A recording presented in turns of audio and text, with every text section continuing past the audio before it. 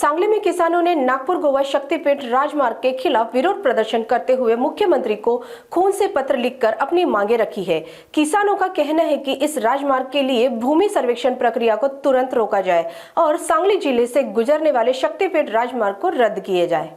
सांगली में किसानों ने नागपुर गोवा शक्तिपीठ राजमार्ग के खिलाफ मुख्यमंत्री को खून से पत्र लिखकर अपनी गहरी नाराजगी जताई है। उनका कहना है कि इस राजमार्ग के लिए भूमि अधिग्रहण से उनकी कृषि भूमि और जीवन यापन पर गंभीर असर पड़ेगा। किसानों ने चेतावनी दी है कि अगर उनकी मांगों पर ध्यान नहीं दिया गया तो वे भविष्य में कड़े कदम उठाने के लिए तैयार है। उन्होंने मुख्यमंत्री से इस परियोजना को रद्द करने की मांग की है। आज सांगलवाडी गावामध्ये शक्तिपीठ बाधित शेतकऱ्यांनी मुख्यमंत्र्यांना रक्तानं पत्र लिहून आपला भावना कळवण्याचा निश्चय केलेला आहे। आज या ठिकाणी रक्तानं पत्र लिहिण्याचं कारण 2 दिवसापूर्वी या महाराष्ट्राचे मुख्यमंत्री फडणवीस साहेबांनी स्टेटमेंट केलेलं होतं की महाराष्ट्रातल्या कुठल्याही शेतकऱ्यांचा आमदारांचा या शक्तिपीठ महामार्गाला विरोध नाही, परंतु आम्ही ज्या वेळेला आंदोलन केली त्या आंदोलनामध्ये सांगलीतले आमदार सुधीर भाऊ गाडगीळ हे या आंदोलनामध्ये सहभागी झालेले होते, खासदार या आंदोलनामध्ये सहभागी झालेले होते। म्हणजे या आमदारांचा विरोध या महाराष्ट्राच्या मुख्यमंत्र्यांना दिसत नाही का मुद्दाम झोपेचं सोंग महाराष्ट्राचे मुख्यमंत्री करतायत।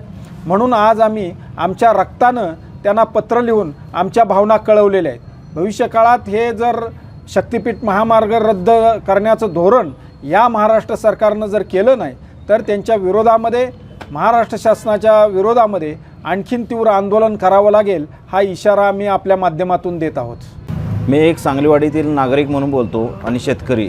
आमचं सांगलीवाडी गाव हे आधीच पूरग्रस्त असल्यामुळं जवळजवळ 90% पाण्याखाली जातं। जर यो शक्तिपीठ रस्ता झाला तर आमचं गाव 100% पुनर्वसन करायला लागेल। शेतकऱ्यांच्या हजारो एकरी जमीन जाऊन आमचे इथली तरुण पोरं बेकार होतील। त्यामुळं आम्ही शक्तिपीठ रस्त्याला आम्ही सांगलीवाडीतून तीव्र विरोध करत आहे व निषेध करत आहे महाराष्ट्र शासन। आज या ठिकाणी बुधगाव, पद्माळ, सांगलीवाडी, कर्नाळ या भागातील सर्व शेतकरी आलेले आहेत आणि सांगलीवाडीमध्ये आज ही मीटिंग आयोजित केली आहे। सगळ्यांनी रक्त काढलेलं आहे, रक्ताने पत्र लिहिलेलं आहे। या मुख्यमंत्र्यांना जाग येण्यासाठी रक्तानं पत्र लिहिलेलं आहे।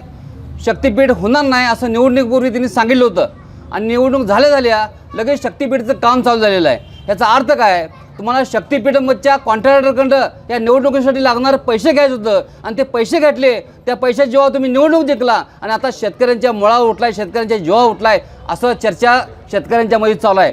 म्हणून मला एवढं सांगायचं आहे की जे आमदार आहेत भाजपचे ते आम्हाला पाठिंबा देतात की शेतकऱ्यांची जमीन जाता कामा नाही, शक्तिपीठ होता कामा नाही। त्या मुख्यमंत्र्यांनी जाहीर करावं की कुठल्या आमदारांचा पाठिंबा या शक्तिपीठाला आहे का खोटं बोलतात हे नेमकं आम्हाला कळायला पाहिजे शेतकऱ्यांना। इथून पुढं हा लढा तीव्र करू, रक्ताचं पाठ सांडलं तर चालतील, मात्र या सांगलीवाडी गावातून शक्तिपीठ होऊन देणार नाही, या ठिकाणी मी ठणकावून सांगतो। राज्यातल्या कोणत्याही भाविकांची, कोणत्याही शेतकऱ्याची, कोणत्याही वाहनधारकाची शक्तिपीठ महामार्गाची मागणी नसताना सुद्धा राज्याचे मुख्यमंत्री देवेंद्र फडणवीस 1 लाख कोटीचं बजेट असलेला हा रस्ता केवळ ठेकेदारांना जगवण्यासाठी, ठेकेदारांना पोसण्यासाठी, कॉन्ट्रॅक्टर लॉबीचं हित जपण्यासाठी हा रस्ता केला जातो आहे आणि कॉन्ट्रॅक्टर आणि कंत्राटदाराचं हित जपत असताना राज्यातल्या शेतकऱ्यांना भूमिहीन केलं जातं आहे। त्यांच्या घरादारावर नांगर फिरवला जातो आहे, त्यांच्या पुढच्या पिढ्यांचं प्रचंड नुकसान केलं जातं आहे। कवडी मोल किमतीनं जर शेतजमीन घेऊन रस्ता करणार असाल तर हा रस्ता होऊ देणार नाही, अशा पद्धतीची भूमिका जिल्ह्यातल्या शेतकऱ्यांनी घेतलेली आहे। आणि जिल्ह्यामध्ये द्राक्षाचं क्षेत्र तासगाव तालुक्यामध्ये मोठ्या प्रमाणावर आहे, डाळिंबाचं क्षेत्र आटपाडी तालुक्यामध्ये मोठ्या प्रमाणात आहे, मिरज तालुक्यामध्ये ऊसाचं क्षेत्र आहे। म्हणजे हा सगळा बागायती पट्टा या शक्तिपीठ महामार्गासाठी जाणार आहे। आणि सांगलवाडी, पद्माळे, कर्नाळ ही महापूरग्रस्त गावं आहेत आणि ह्या पूल झाल्यानंतर, या ठिकाणी प्रचंड पूल झाल्यानंतर ही गावं आणखी पाण्याखाली डुबणार आहेत। म्हणजे संपूर्ण गावं पाण्याखाली जाणार आहेत। म्हणजे ही गावं पुनर्वसित करावे लागतील। म्हणजे गावं उठवून शेतकऱ्यांना देशेधोडीला लावून जर हा रस्ता होणार असेल तो रस्ता कोणत्याही परिस्थितीत रद्दच झाला पाहिजे। यासाठी आज आम्ही आमच्या शरीरातलं रक्त काढलेलं आहे, रक्ताचा अभिषेक घालून आम्ही आज मुख्यमंत्र्यांना पत्र लिहिलेले आहेत.